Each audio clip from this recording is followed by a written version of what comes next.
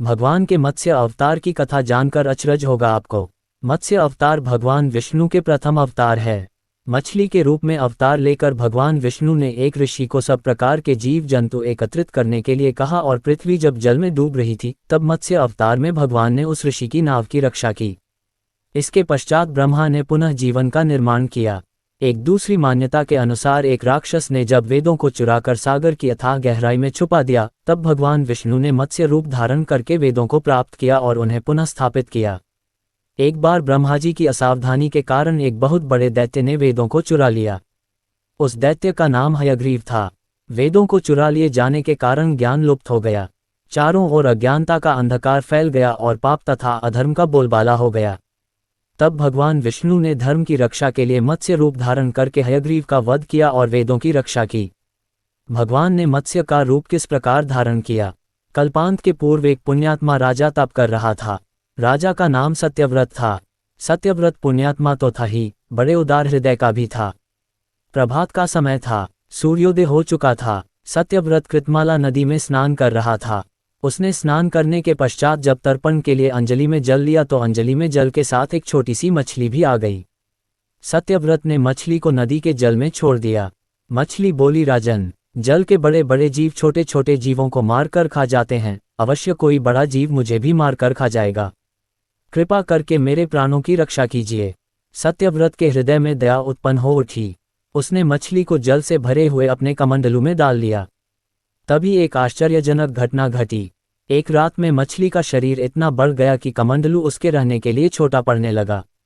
दूसरे दिन मछली सत्यव्रत से बोली, राजन, मेरे रहने के लिए कोई दूसरा स्थान ढूंढिए, क्योंकि मेरा शरीर बढ़ गया है। मुझे घूमने फिरने में बड़ा कष्ट होता है। सत्यव्रत ने मछली को कमंडलू से निकालकर पानी से भरे हुए मटके में रख दिया। यहाँ भी मछली का शरीर रात भर में ही मटके में इतना बढ़ गया कि मटका भी उसके रहने के लिए छोटा पड़ गया। दूसरे दिन मछली पुनः सत्यव्रत से बोली, राजन, मेरे रहने के लिए कहीं और प्रबंध कीजिए, क्योंकि मटका भी मेरे रहने के लिए छोटा पड़ रहा है। तब सत्यव्रत ने मछली को निकालकर एक सरोवर में डाल किया, किंतु सरोवर भी मछली के लिए छोटा पड़ गया। इसके बाद सत्यव्रत ने मछली को नदी और फिर उसके बाद समुद्र में डाल दिया। आश्चर्य! समुद्र में भी मछली का शरीर इतना अधिक बढ़ गया कि मछली के रहने के लिए वह छोटा पड़ गया। अतः मछली पुनः सत्यव्रत से बोली, राजन, ये समुद्र भी मेरे रहने के लिए उपयुक्त नहीं है। मेरे रहने की व्यवस्था कहीं और कीजिए। अब सत्यव्रत विस्मित हो उठा। उसने आज तक ऐसी मछली कभी नहीं देखी थी। वह विस्मय भरे स्वर में बोला, मेरी बुद्धि को विस्मय के सागर में डुबो देने वाले आप कौन हैं?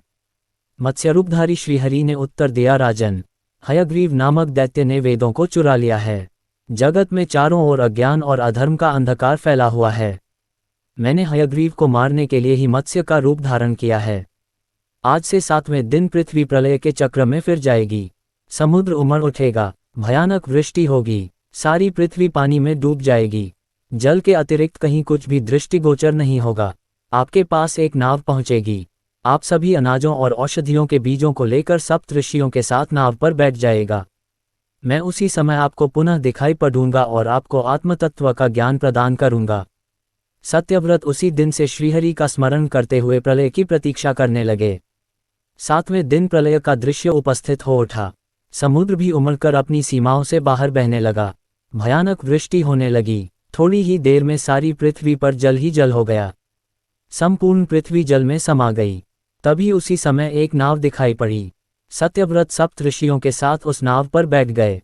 उन्होंने नाव के ऊपर संपूर्ण अनाजों और औषधियों के बीज भी भर लिए। नाव प्रलय के सागर में तैरने लगी।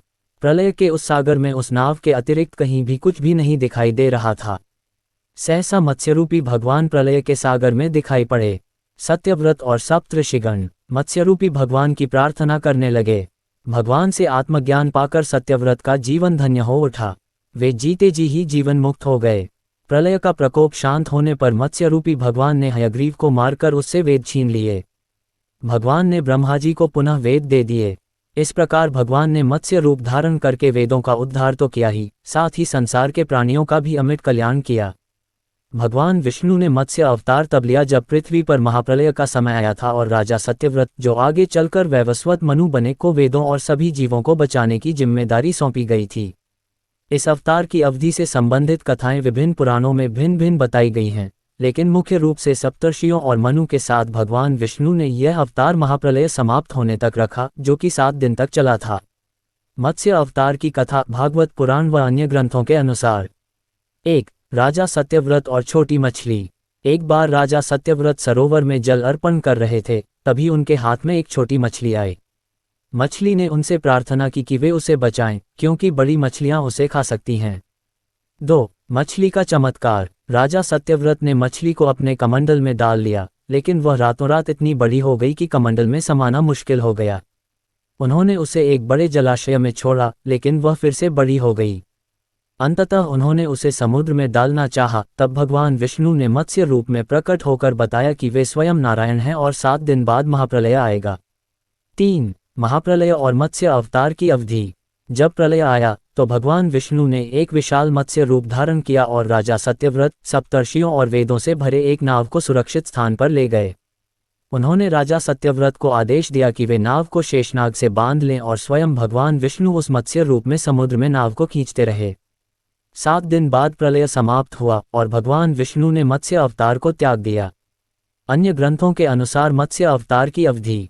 मत्स्य पुराण और भागवत पुराण में मत्स्य अवतार की अवधि को 7 दिन बताया गया है, जब तक प्रलय समाप्त नहीं हुआ। महाभारत शांति पर्व में मत्स्य अवतार की अवधि का स्पष्ट उल्लेख नहीं है, लेकिन इसे महाप्रलय से जोड़ा गया है, जो कि एक संक्षिप्त समय के लिए हुआ था। विष्णु पुराण के अनुसार भगवान विष्णु ने प्रलय के समाप्त होने तक यह अवतार धारण किया था, जो कुछ दिनों तक चला था। निष्कर्ष: भगवान विष्णु ने मत्स्य अवतार तब तक रखा जब तक महाप्रलय समाप्त नहीं हुआ, जो कि 7 दिनों तक चला था। इसके बाद वे अपने स्वरूप में वापस आ गए और सृष्टि की पुनर्रचना की प्रक्रिया शुरू हुई।